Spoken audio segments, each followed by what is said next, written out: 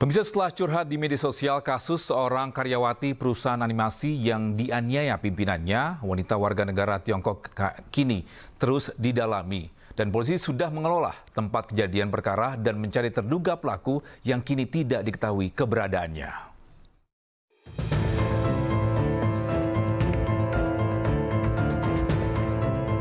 Setelah memeriksa karyawati perusahaan game dan animasi yang dianiaya pimpinannya, aparat Polres Metro Jakarta Pusat langsung mengelola tempat kejadian perkara di salah satu rumah mewah yang dijadikan kantor di Jalan Sumeneb Menteng. Garis polisi sudah terpasang di lokasi yang sudah kosong dan tidak berpenghuni lagi. Ketua RT mengaku tak pernah menerima laporan jika rumah mewah tersebut telah dijadikan kantor dan diketahui hanya dijadikan kos pekerja di sekitar Sudirman Tamrin. Lapor, saya tidak tahu sama sekali karena mereka tidak pernah melapor juga. Ya. Oh, berarti tertutup ya berarti Bu? Tertutup ya. Sebelah aja itu handslip saya punya nomor PIC, kalau ini nggak pernah melapor. Pagar besar ini kan saya juga tidak tahu ada apa kegiatannya. Jadi kegiatannya tidak tahu Bu ya? Tidak tahu. Sementara itu polisi masih memburu Kwan Cherry Lai, pimpinan perusahaan game dan animasi Brandoville. Penyidik juga telah meminta keterangan dari saksi lainnya, yakni ex-karyawan perusahaan tersebut. Dari keterangan korban, Kwan Cherry Lai kerap menyiksa korban sejak 2022 lalu, mulai dari tampar, ditendang, hingga diancam akan dibunuh. Selain itu, korban juga tak pernah mendapat jatah cuti serta sering kerja lembur tanpa bayaran. Penamparan terhadap korban di pipi, kemudian pengancaman, dan juga kekerasan verbal, kekerasan psikis. Dan terkait dengan hak-hak yang tidak didapatkan, yaitu hak cuti, kemudian hak kerja lembur yang melewati batas yang keterangan korban tidak dibayarkan. Bang, ini kan ini bos sendiri WNA atau WNI? Hasil penyelidikan sementara, pelaku inisial KCL WNA Hong Kong. Yang saat ini kami masih cari keberadaannya untuk kami lakukan pemeriksaan. Polisi telah berkoordinasi dengan kantor imigrasi Jakarta Pusat guna melacak keberadaan pelaku. Sebelumnya viral di media sosial, seorang karyawati perusahaan game dan animasi mengaku disiksa oleh pimpinannya. Bahkan dalam salah satu video yang beredar, korban dipaksa untuk menyakiti dirinya sendiri hingga pelaku puas. Dari Jakarta, Rani Sanjaya, iNews melaporkan. Pemirsa, Herman, tersangka kasus pencabulan anak di bawah umur, resmi dilantik sebagai anggota Dewan Perwakilan Rakyat Kota Singkawang. Padahal sebelumnya Herman yang sudah ditetapkan sebagai tersangka dan mangkir dari panggilan polisi dengan alasan sakit.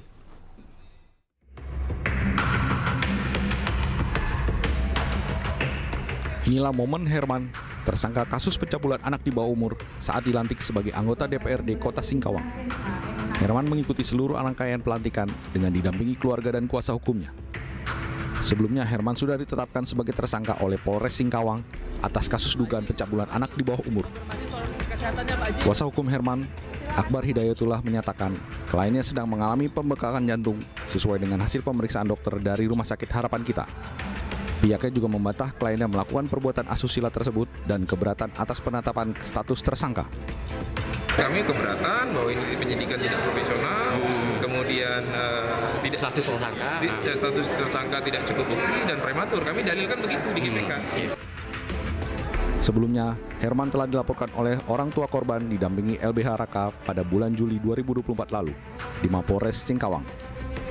Penetapan tersangka ini sudah melalui pemeriksaan keterangan korban, saksi ahli, hingga hasil visum dan gelar perkara.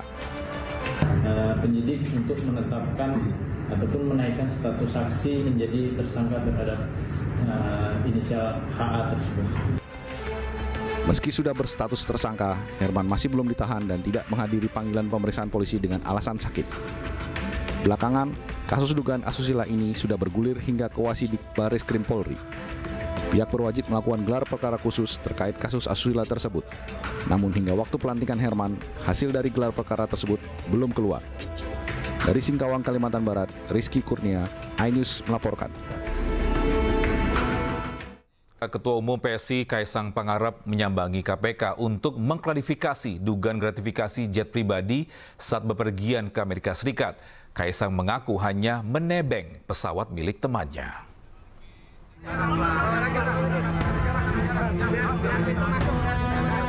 Putra bungsu Presiden Joko Widodo sekaligus Ketua Umum Partai Solidaritas Indonesia Kaisang Pangarep menyambangi kantor Dewan Pengawas Komisi Pemberantasan Korupsi Jakarta Selatan Selasa siang. Kaisang didampingi juru bicaranya Francine Wijoyo serta kuasa hukumnya Nasrullah. Kedatangan Kaisang dalam rangka mengklarifikasi terkait dugaan penggunaan jet pribadi saat bepergian ke Amerika Serikat pada Agustus 2024 lalu. Kaisang mengaku hadir ke KPK atas inisiatif sendiri dan bukan karena panggilan KPK. Ia juga menyebut hanya menebeng jet pribadi milik temannya. Jadi hari ini kedatangan saya ke KPK sebagai warga negara yang baik. Saya bukan penyelenggara negara, saya bukan pejabat. Saya datang ke sini bukan karena undangan, bukan karena panggilan, tapi inisiatif saya. Dan tadi saya juga di dalam mengklarifikasi mengenai perjalanan saya di tanggal 18 Agustus ke Amerika Serikat yang numpang atau bahasa tiketnya nebeng pesawatnya teman saya. Dan ada jalan lagi sih. Jadi intinya untuk lebih lanjutnya bisa ditanyakan ke KPK untuk lebih detailnya dan lebih lanjutnya. Mas Kaisang ini atas inisiatifnya pribadi, beliau datang ke KPK untuk menyampaikan atau mengklarifikasi terkait dengan keberangkatannya ke Amerika Serikat yang sebenarnya menumpang ya atau nebeng gitu kan tadi istilahnya ya, nebeng pesawat temannya, pesawat pribadi.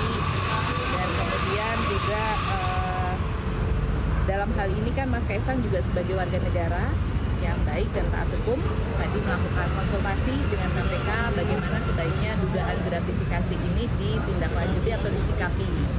Kebetulan searah jadi nebeng aja, pokoknya itu kan diskusi antar teman aja. Sebelumnya dugaan penggunaan jet pribadi Kaisang Pangarep mencuat saat sang istri Erina Gudono mengunggah foto kaca jendela pesawat di akun media sosialnya. Tampilan kaca jendela pesawat menunjukkan dirinya tak bepergian menggunakan pesawat komersil. Dugaan penggunaan jet pribadi pun semakin kuat saat kakak Erina, Nadia Sofia Gudono, berfoto di area kokpit pesawat tersebut. Sejumlah foto yang diunggah merujuk pada jet pribadi jenis Gulfstream G650ER. Tim Liputan iNews melaporkan. Ya, sementara itu juru bicara KPK Tessa Mahardika akan menganalisis dugaan gratifikasi jet pribadi putra bungsu Presiden Joko Widodo, Kaisang Pangarep.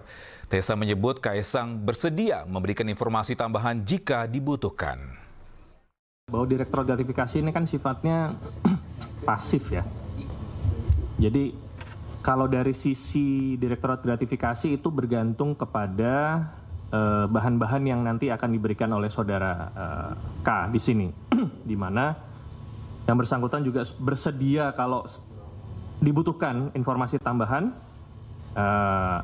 dari Direktorat Gratifikasi mungkin meminta informasi tambahan, bersedia untuk memberikan. Saya pikir ini merupakan bentuk niat baik yang bersangkutan untuk bisa menjelaskan, bisa mengklarifikasi hiruk pikuk yang ada di masyarakat ya.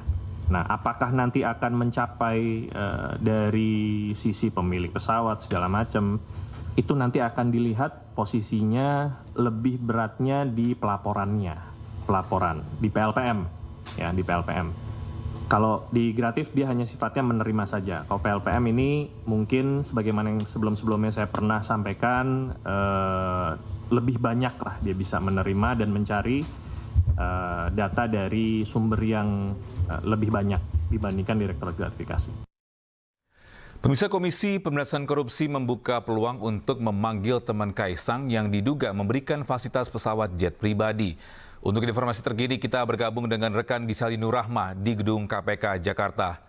Selamat siang Gisel, apakah sudah ada informasi ini mengenai pemanggilan teman Kaisang yang diduga beri fasilitas jet pribadi? Silakan. Baik, selamat siang Togi dan juga pemirsa. Dapat kami sampaikan hingga saat ini di Gedung Merah Putih KPK kami belum mendapatkan informasi lebih lanjut terkait dengan kasus dugaan gratifikasi yang melibatkan anak bungsu Presiden Joko Widodo, Kaisang Pangarep, setelah hari Selasa kemarin mendatangi Gedung Dewas KPK untuk mengklarifikasi terkait penggunaan jet pribadi saat melakukan perjalanan beberapa waktu yang lalu bersama Erina Gudono ke Amerika Serikat. Dan pemirsa, diketahui proses klarifikasi dan juga konsultasi oleh Kaisang kepada KPK ini kemarin berlangsung hanya kurang dari 1 jam. Dan Kaisang mengklaim dirinya bersama Erina Gudono hanya menumpang pada pesawat jet pribadi milik temannya. Adapun Deputi Pencegahan dan Monitoring KPK, Pahala Nainggolan, menginformasikan bahwa dalam pesawat jet pribadi tidak hanya ada Kaisang dan juga Erina Gudono, namun juga ada 2 orang lainnya, yakni kakak ipar Kaisang dan juga salah satu seorang stafnya. Pahala Nainggolan juga menyampaikan dugaan gratifikasi jet pribadi Kaisang ini mencapai 360 juta rupiah apabila dikonversi dari fasilitas yang diterima ke dalam bentuk uang rupiah, yang mana artinya sekali perjalanan untuk 1 orang ini hanya sudah menghabiskan biaya hingga 90 juta rupiah. Dalam hal ini Togi dan juga pemirsa, KPK memiliki waktu selama 30 hari untuk menganalisis keterangan yang diberikan oleh Kaisang. Sementara itu pihak KPK tidak merinci secara detail siapa pemberi tumpangan jet pribadi kepada Kaisang, namun Kaisang hanya mengungkap inisial nama temannya adalah Y. Terkait sosok Y ini pihak KPK masih terus mendalami apa latar belakang Y, kemudian siapakah sosok Y dan juga seperti apa kepemilikan jet pribadi yang digunakan oleh Kaisang beberapa waktu yang lalu.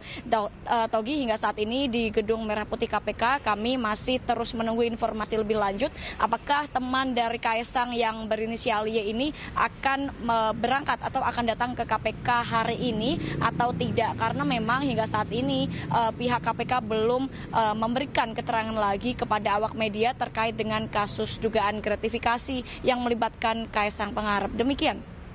Baik, terima kasih Gisel Nurrahma atas informasinya melapor langsung dari Gedung KPK Jakarta. Selamat bertugas kembali dan salam sehat. Dalam program Rakyat Bersuara iNews pada Selasa malam, pakar telematika Rosuryo tidak setuju dengan diksi nebeng yang dikatakan Kaisang saat menaiki jet pribadi milik pengusaha ke Amerika Serikat. Sementara itu, pakar hukum tata negara Andi Asrun bersikeras menyebut bahwa Kaisang Pangarep nebeng pesawat jet pribadi milik teman sekaligus pengusaha di Indonesia. Dia nggak bisa bedain antara nebeng sama minjem. Oke. Iya kan? Sekarang tadi, contoh tadi yang saya sampaikan. Kalau ada seseorang punya motor, misalnya Mas Aiman punya motor, ya. Terus saya datang, Mas, aku aku mau naik motornya nih. Oh, silahkan nebeng. Setelah saya naik, Mas Aiman nggak naik motor itu. Orang lain sudah naik motor itu. Saya nebeng atau minjem? Iya. Iya kan? Jadi dia pun nggak bisa. Kalau nebeng harus ada yang pemiliknya ikut. Betul, dia nggak bisa. Dia pun nggak bisa memilih diksi yang benar. Oke, kita bongkar. Ya. Jadi pemilik pesawat tersebut adalah Kang Y.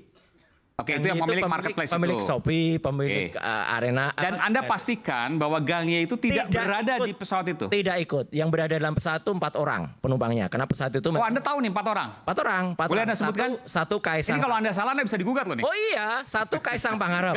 Ini kan narasumber media. Gak apa-apa, 1 Kaisang Pangarep, 2 Erina Gudono. Ketiga kakaknya Erina yang cewek, yang ada fotonya dia lagi megang stroller yang harganya 21 juta itu. Ya, tuh. Nah, 1 lagi ADC. ADC itu staf sekaligus pengawalnya mereka. Artinya apa? Pesawat itu tidak benar. Sekali-sekali saya tegaskan di sini. Tidak benar kalau itu nebeng. Jadi tidak ada temannya yang disebutkan. Tidak ada temannya yang disebut. Temannya namanya Gang Y. Gang Y nggak ikut. Kan bisa aja nebeng teman. Misalnya begini. Ini oke. Pada saat berangkat mungkin nggak ada. Pada saat di Amerika, temannya ikut. Karena pesawat itu sungguh mau jemput si temannya. Itu kan bisa. Ya itu kan dia nggak nebeng. Begini, kalau menurut saya ya, benar, Prof. Bisa saja orangnya tidak ikut, ya kan? Tapi kan ada pilotnya. Lah kenapa harus ikut? Maksudnya gimana? Makanya, misalnya gini nih. Pilotnya temannya gitu? Enggak. Itu pilot namanya kan nebeng dari atau yang punya minjem, Prof? pesawat. Ini kan masalah serius loh ya. Ini profesor saja nebeng atau minjem, Prof? Mas, Nggak, kalau serius minjem ya? itu seperti Anda punya motor, saya pinjem ya ke pasar Bo misalnya, pinjem. Tapi kalau saya ngikut terus kemudian, Mas ini ada orang saya ngikut sekalian, itu nebeng, Prof, bisa nebeng. Prof tujuannya kan ke Philadelphia. Iya. Untuk mau menerusin mau melanjut ke beasiswa si Erina. Awalnya dia tidak ke Philadelphia dulu. Awalnya dia itu ada setelah refueling di bandara di Jepang, ya di Kobe itu. Ya, cuman kemudian dia ke Los Angeles. Tetap statusnya dia itu nebeng kan?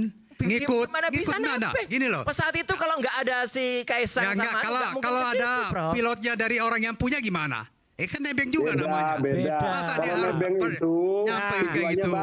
Mas Adian silakan Mas Adian. Silakan Bang Adian. Gini, kalau nebeng itu nggak muter-muter. Betul.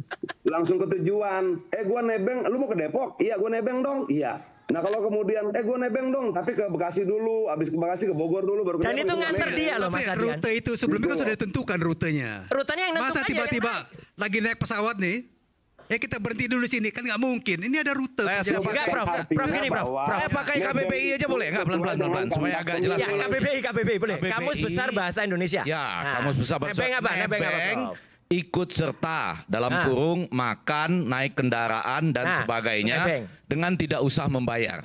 Jadi ikut serta. Ya. Nebeng namanya. Ya. Nebeng ikut serta. Ikut kan? Kalau orang yang tidak ada pun bisa dinebeng di pesawat. Oh, enggak, Prof. Boleh, enggak boleh dong. Gimana, Prof? Karena yang bawa itu ada pilotnya. Kalau ikut Gini. Pansel KPK menggelar tes wawancara bagi calon pimpinan atau Capim KPK dan calon Dewan Pengawas atau Dewas KPK. Mantan jubir KPK Johan Budi menjadi peserta terakhir yang diwawancarai.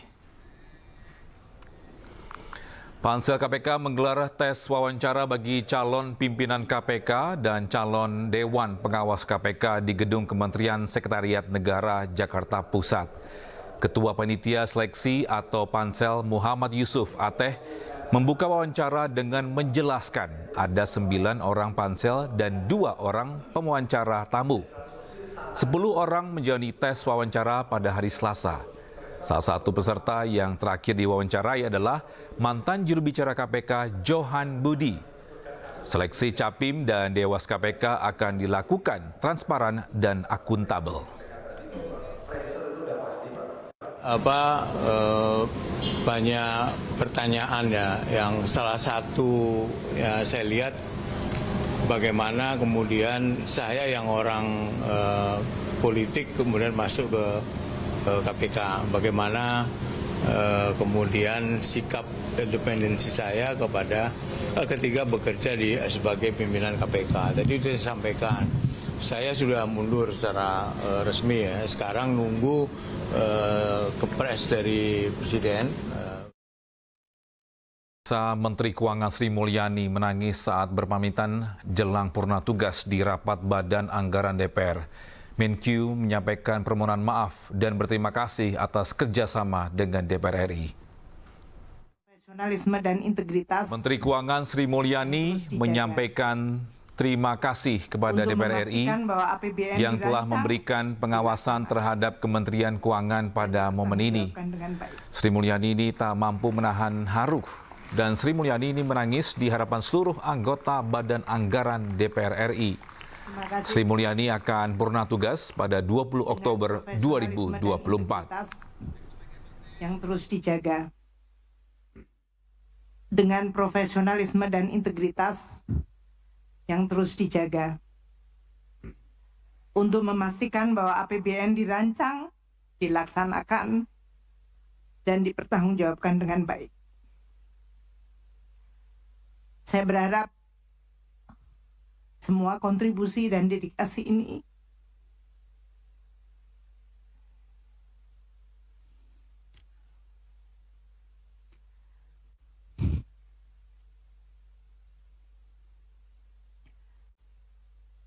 telah bisa menyumbang untuk membangun Indonesia.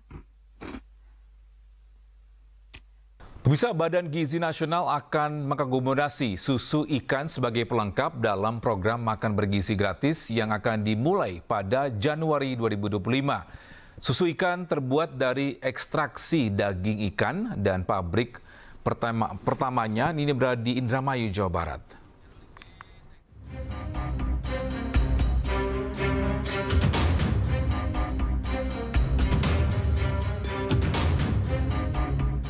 Kepala Badan Gizi Nasional Dadan Hindayana menyebut susu ikan bisa menjadi menu tambahan untuk melengkapi kebutuhan gizi anak, terutama dalam program makan bergizi gratis. Namun susu ikan bukanlah sumber protein utama, tetapi bisa disesuaikan dengan bahan pangan lain yang tersedia di setiap daerah. Di daerah yang memang susunya mudah, bisa diisi dengan susu. Di daerah yang banyak telur, susunya kita bisa ganti dengan telur. Kemudian kalau di daerah yang banyak ikan, protein ikan mungkin bisa menggantikan atau bisa mengisi kelengkapan gizinya gitu, bukan menggantikan, melengkapi. Dan saya harus sampaikan bahwa itu protein ikan, bukan susu ikan, karena ikan kan tidak punya susu kecuali lumba-lumba dan paus ya, itu yang mamalia menghasilkan susu. Tapi itu kan yang disebut dengan susu ikan itu sebetulnya adalah hasil hidrolisis dari ikan. Jadi itu sebetulnya protein ikan, bukan susu ikan. Susu ikan diwacanakan akan masuk ke dalam menu makan bergizi gratis sebagai pengganti susu sapi. Program unggulan yang digaungkan Presiden terpilih Prabowo Subianto. Susu ikan terbuat dari ekstraksi daging ikan. Penamaan susu ikan adalah branding dan merupakan inovasi produk turunan agar mudah dikenal masyarakat. Apalagi produksi susu sapi di tanah air ternyata belum mampu mencukupi kebutuhan susu nasional. Pabrik susu ikan pertama dibangun di Indramayu, Jawa Barat pada 2023. Dalam sebulan, produksi susu ikan ini bisa menghabiskan 30 ton ikan. Tim Liputan iNews melaporkan. Bisa susu ikan belakangan ramai diperbincangkan sebagai bentuk pelengkap dalam program makan bergizi gratis. Seperti apa bentuk, rasa, dan kandungan gizi susu ikan? Berikut informasinya. Pemirsa, sudah tersaji di depan saya susu ikan. Susu ikan ini tadinya dalam bentuk bubuk, kemudian diseduh dan memiliki beragam varian rasa. Kali ini saya akan mencoba varian rasa stroberi.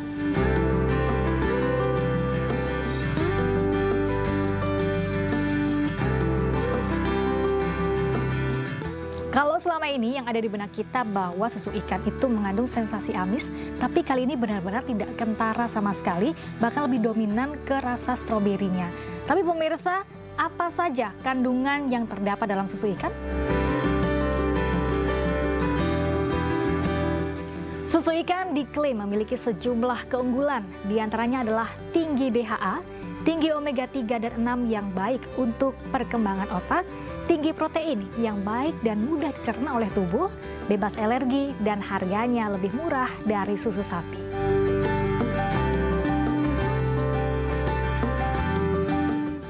Namun jumlah susu ikan ini masih sangat terbatas. Tidak semua orang bisa menerima rasa dan aroma dari susu ikan. Kandungan gula dan pemanis yang tinggi, serta kandungan gizi yang tidak sebagus ikan utuh.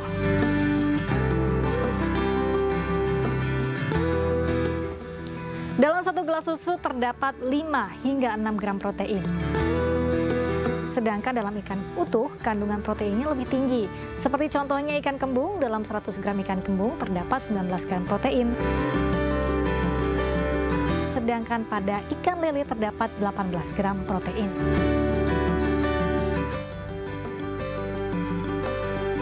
Pada prinsipnya pemirsa, makan makanan asli atau real food. Jangan lupa juga untuk makan dengan menu seimbang dan bergizi lengkap setiap hari agar tubuh tetap sehat dan kuat. Dari Jakarta, Galuh Pandu, Jemi Jasin, iNews melaporkan.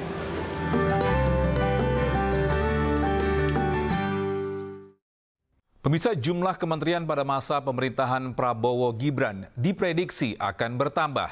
Beberapa kementerian diusulkan untuk dipecah dan akan muncul nomenklatur kementerian baru.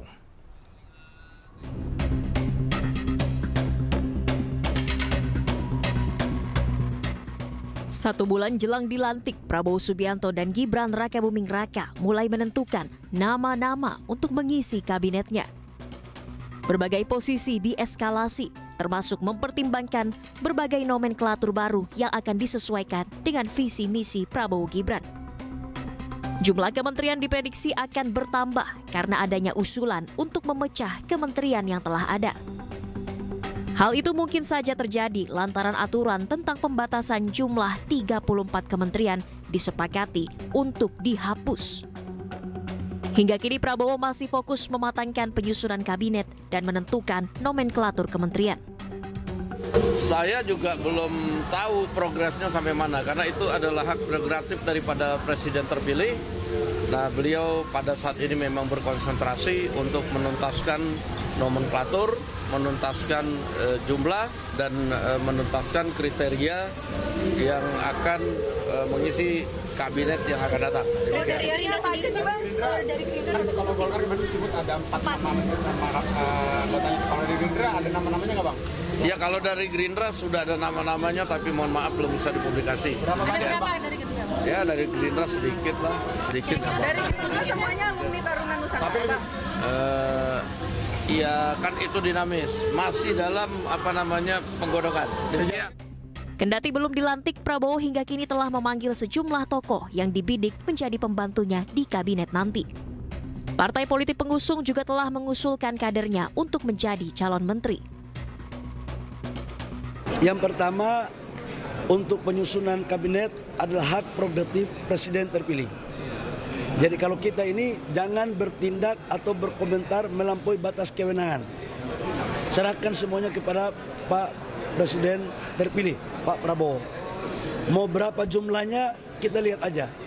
Dan saya yakinkan bahwa pasti Pak Prabowo akan mempertimbangkan secara matang dan akan sesuai dengan peraturan perundang-undangan.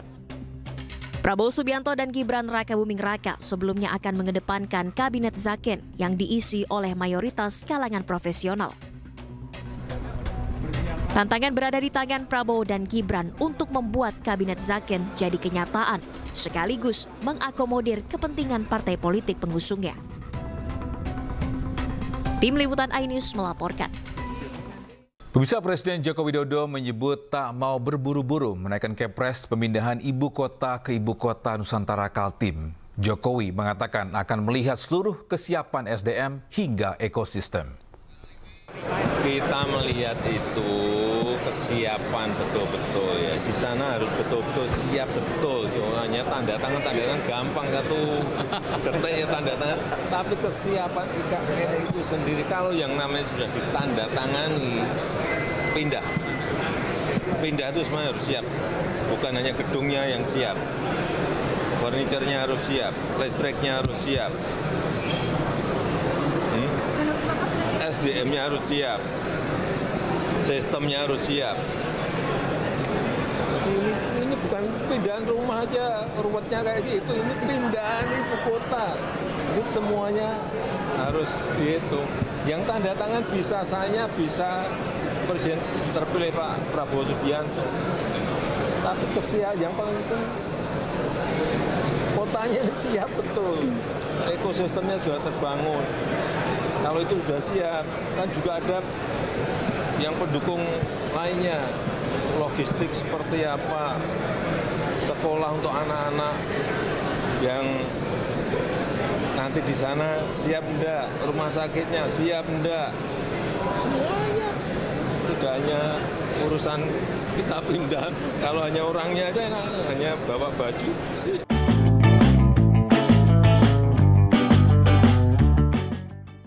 Pemirsa, gempa berkekuatan 5 magnitudo mengguncang wilayah Kabupaten Bandung, tepatnya di Kecamatan Kertasari. Sejumlah bangunan rusak akibat gempa.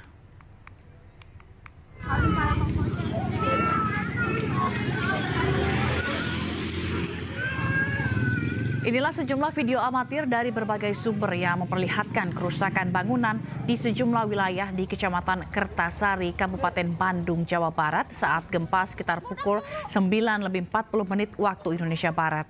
Warga berhamburan keluar rumah untuk menyelamatkan diri. Sejumlah bangunan baik rumah hingga puskesmas dan Polsek Kertasari mengalami kerusakan akibat gempa. Belum ada data pasti berapa bangunan rumah atau fasilitas umum serta korban terdampak akibat gempa ini. Namun warga diimbau untuk tetap waspada dan berhati-hati.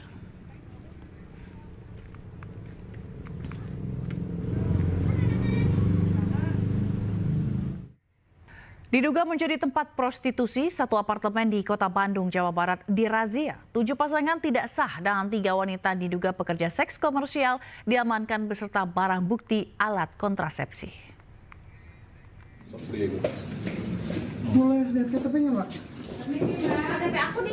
Aparat gabungan merazia sejumlah kamar apartemen yang diduga dijadikan tempat prostitusi online di Jalan Soekarno-Hatta, Kota Bandung, Jawa Barat. Di salah satu kamar didapati pasangan muda-mudi yang bukan suami istri diduga hendak berkencan. Pas tadi masuk, bapak tadi itu baru ngeluarin. Tuh. Mana bang? Tuh sutra tuh. Di kamar lainnya, petugas mendapati 3 wanita muda diduga pekerja seks komersial. Hal ini diperkuat dengan ditemukannya beberapa alat kontrasepsi bekas pakai. Dalam razia ini, petugas mengamankan 7 pasangan bukan suami istri dan 3 wanita diduga PSK online. Ini pengaduan dari penghuni di sini karena merasa resah dengan adanya dicap bahwa apartemen ini merupakan salah satu yang disalahgunakan. Karena sebenarnya ini apartemen penghunian, jadi disalahgunakan. Jadi dari pengurus mengadukan pengaduan kepada kami. Petugas menyegel sementara kamar yang diduga dijadikan tempat prostitusi. Sementara seluruh pasangan dan wanita yang diamankan dibawa ke kantor Satpol PP Kota Bandung untuk pemeriksaan lebih lanjut. Dari Bandung, Jawa Barat, Billy Maulana Fikran, iNews melaporkan.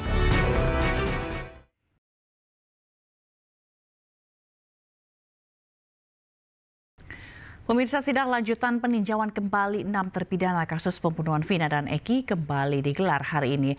Tim kuasa hukum menghadirkan 9 saksi termasuk teman almarhum Vina dan Eki. Tim kuasa hukum menghadirkan 9 saksi pada persidangan peninjauan kembali 6 terpidana yakni Rivaldi Jaya, Eko Ramdhani, Eka Sandi, Hadi Supriyatno di Pengadilan Negeri Kota Cirebon. 9 saksi yang akan dihadirkan diantaranya teman almarhum Vina serta saksi fakta yang melihat korban Vina dan Eki dievakuasi pada kejadian tanggal 27 Agustus 2016 silam. Sidang dipimpin oleh Hakim Ari Ferdian dan 2 hakim anggota yakni Galuh Rahma Esti dan Rizka Yunia.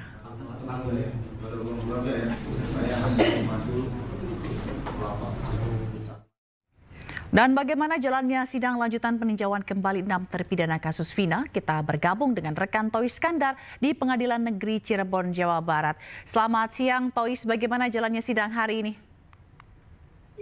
Ya, selamat siang, Bila dan juga pemirsa. Dapat kami informasikan saat ini saya berada di salah satu pengadilan negeri Kota Cirebon, Jawa Barat, di mana pada sidang lanjutan PK atau peninjauan kembali ke 6 terpidana ini merupakan agenda dari 8 saksi dan 1 saksi ahli penyidikan dan penyelidikan tersebut, yakni Sukso Duaji, yang bergelar di Pengadilan Negeri Kota Cirebon, Jawa Barat, di mana pada agenda ini Susno Duaji sedang dilakukan dan di dalam ruang sidang tersebut.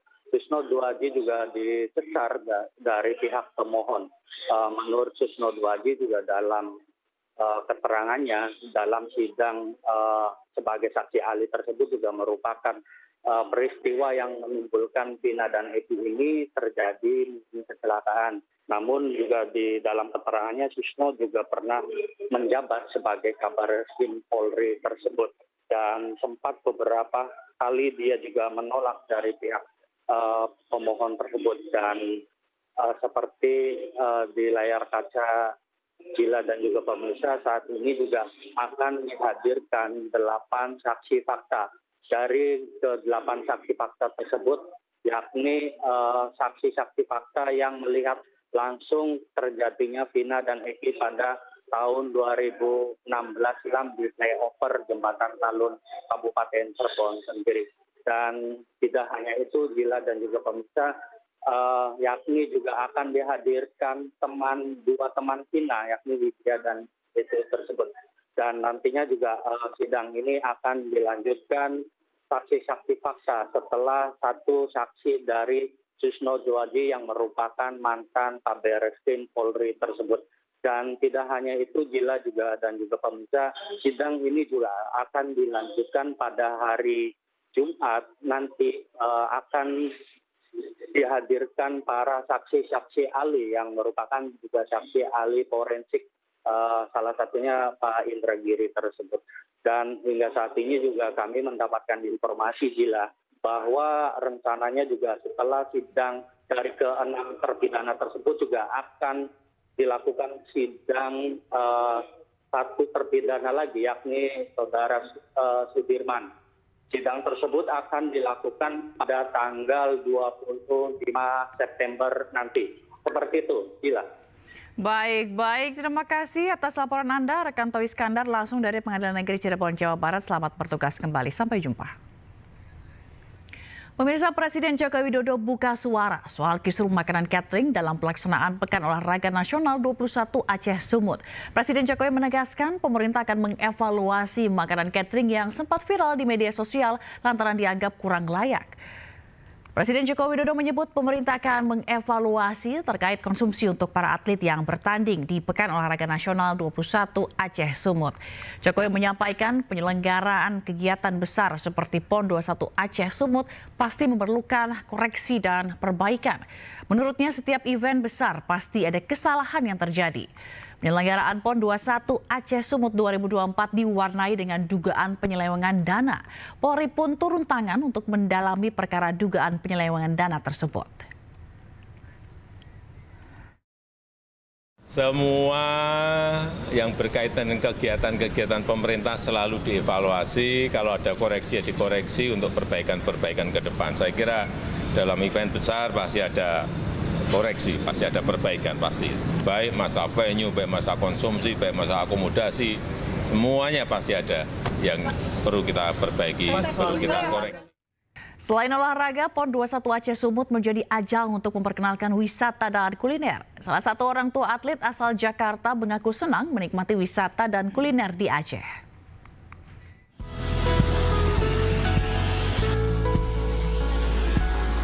Pekan Olahraga Nasional atau PON ke-21 Aceh Sumut 2024 bukan hanya tentang untuk mencari prestasi, tapi juga ajang bagi daerah untuk memperkenalkan kuliner dan wisata kepada para kontingen dari berbagai daerah.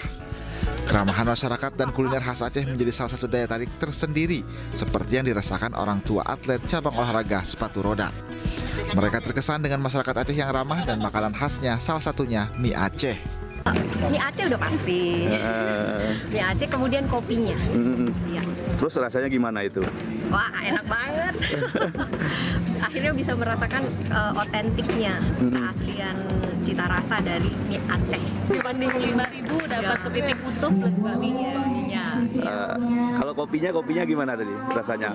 Wangi ya, wangi sekali, enak sekali. Ada nggak di Jakarta itu? Belum nemu. Belum ketemu seperti kopi Sanger ya. Sanger ya. Iya. Debbie dan Yeni baru pertama kali datang ke Aceh. Mereka datang untuk mendukung anaknya yang tengah bertanding di cabang olahraga sepatu roda. Dari PD Aceh, Jamal Pangwa, iNews melaporkan. Aceh Tengah yang dikenal dengan daerah penghasil kopi Arabica Gayo menjadi salah satu kabupaten di Aceh yang memiliki venue cabang olahraga Pekan Olahraga Nasional ke-21 Aceh Sumut. Kesempatan ini tidak disia-siakan kontingen dari berbagai daerah untuk menyeruput Arabica Gayo langsung dari daerah asalnya.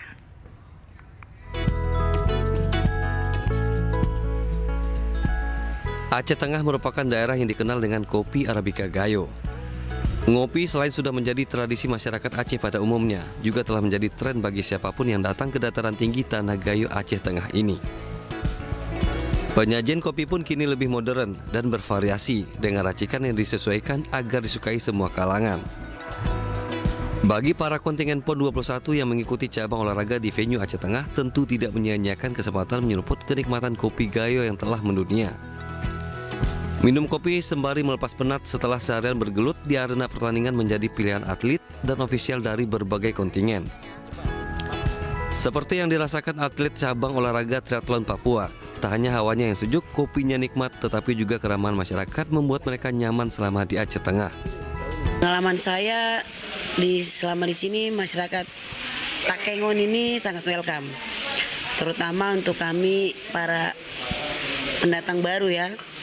Kami jalan aja tuh mereka bisa sapa, tidak seperti maksudnya daerah lain mungkin welcome, tapi tidak se-welcome di sini. Jadi kami jalan mereka bilang, halo, selamat datang, welcome di kampung kami. Jadi sangat luar biasa untuk antusias masyarakat Takengon. Selalu diajak foto. Kapan lagi kami bisa foto sama saudara kami yang dari Papua? Karena jauh kan, tidak bisa. Pas sampai di sini, setiap kami jalan atau di venue, selalu dimintai foto. Ya, itu yang buat kami sangat terkesan dengan Takengon secara khusus.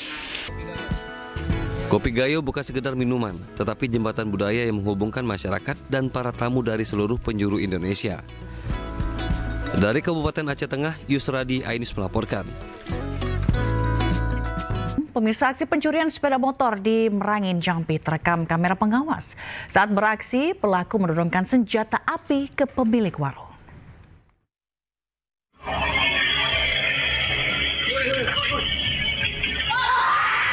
Aksi pencurian sepeda motor di Desa Sungai Ungu, Merangin, Jambi terekam CCTV. Saat beraksi, pelaku menodongkan senjata api kepada pemilik warung tempat motor diparkir. Pemilik warung yang ketakutan sempat berteriak minta tolong. Namun pelaku langsung melarikan diri bersama rekannya yang juga naik motor. Iya datang, wak sedang nyapu kan, dia langsung ambil motornya putarnya, tu ngakia wak di, ada pistol kau wak tu jadi. Wak ada pistolnya berarti nih? Dia ada pistolnya wak, diancamnya wak. Kita wak, tak tolong orang kan? Itu berapa orang tuh nampaknya?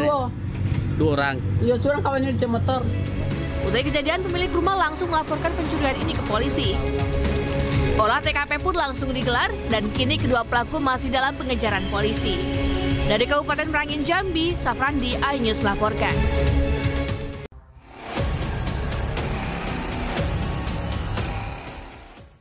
Pemirsa, aksi viral pencurian hewan ternak di Parung Panjang, Kabupaten Bogor, Jawa Barat juga terekam kamera CCTV. Dua orang pelaku membawa kabur 1 ekor kambing dari dalam kandang. Dan informasi ini sekaligus mengakhiri iNews yang hari ini. Sesaat lagi Anda dapat menyaksikan Kawal Pilkada bersama rekan Bayu Pradana. Dan pastikan Anda menyaksikan final pertandingan sepak bola putra PON ke-21 pada pukul 20 waktu Indonesia Barat antara Jawa Barat melawan Jawa Timur hanya di iNews TV. Saya Fazilah Kairunisa pamit undur diri. Selamat beraktivitas dan sampai jumpa.